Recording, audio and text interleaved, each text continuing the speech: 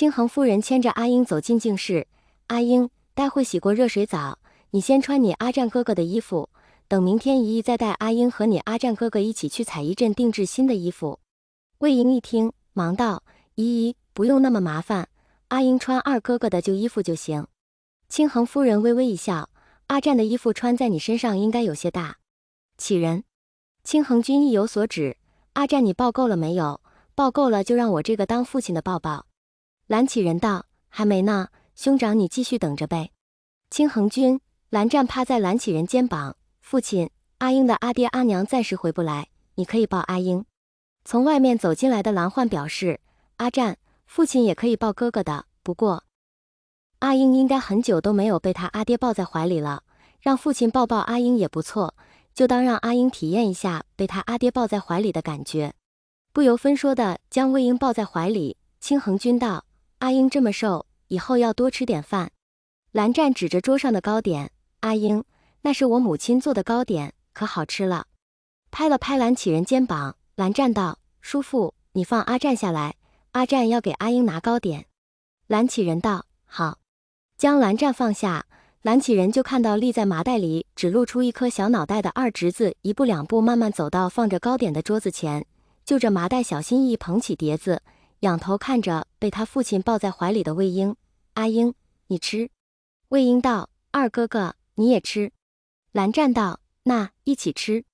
魏英点头，于是清恒君放下魏英，就听他小儿子对魏英道：阿英，你把手伸进麻袋里。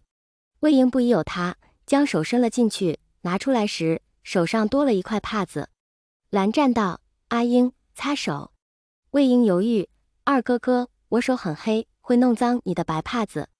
蓝湛道：脏了，洗一洗就好。魏英闻了一声，低头用帕子擦净手。魏英拿起一块糕点，送到蓝湛嘴边：二哥哥，你先吃。蓝湛在糕点上咬了一口，阿英也吃。清恒君欣慰地看着这一幕，这还是他第一次看到小儿子对阿焕以外的孩子如此热情，想来小儿子很喜欢魏英。因为一些原因，他小儿子必须待在麻袋里，好在这个麻袋是用灵力凝聚而成，会自己套在小儿子身上，小儿子走路时麻袋也不会掉。即便如此，小儿子的日常生活还是受到了麻袋的影响。因为不能离开麻袋，所以除了他们几个，小儿子不怎么与其他人接触。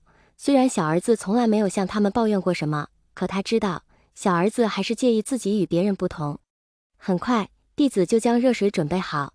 见这里没事，老蓝氏双臂便离开了，只留下清恒夫人和两个儿子以及魏英。拿着换洗的衣物，清恒夫人问道：阿英，要不要姨姨帮你沐浴？魏英愣了愣，旋即说道：不用了，姨姨，阿英自己可以的。清恒夫人道：那阿英自己洗，如果有什么需要帮助的话就喊姨姨或者你阿战哥哥，姨姨和你阿战哥哥都能听见。魏英乖巧道：好的，姨姨。坐在浴桶里，魏英眼睛有些酸，也不知是被热水熏的，还是因为其他。魏英只知道，自从父母不在她的身边，她已经好久没有洗过热水澡了。不管是炎热的夏天，还是寒冷的冬天，魏英都是用冷水洗漱。有时候好几天遇不到水，她就用袖子抹抹脸，或是下雨天淋雨，将衣服搭在破庙里，自己身上裹些稻草。倏然间，魏英觉得身上有些疼，低头一看，原来是之前被恶犬咬伤的地方，虽然结了痂，可受到热水的刺激，还是隐隐作痛。魏英记不清自己身上有多少像这样的伤疤，有多少是自己摔的，又有多少是被恶犬咬的。如今他被二哥哥带回家，二哥哥一家人对他都很好，没有嫌他脏，也没人嘲讽他。二哥哥的父亲还把他抱在了怀里，二哥哥的阿娘明天还要给他买新衣服。二哥哥的叔父认识他阿爹和阿娘，二哥哥的哥哥说以后他就是弟弟。二哥哥和依依还在外面等着，他要赶紧洗，不能让他们久等。魏英拍了拍脸，专心洗澡。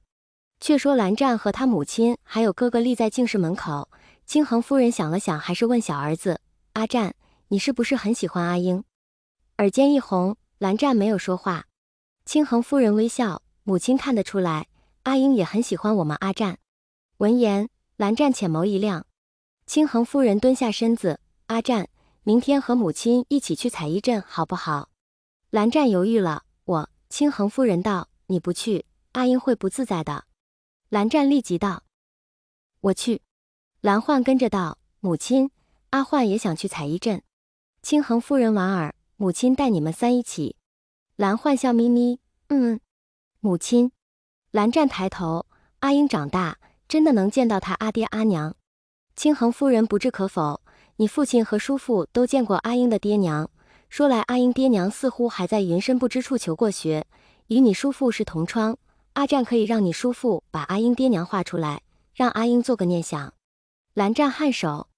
蓝焕道，母亲，叔父说我筑基了，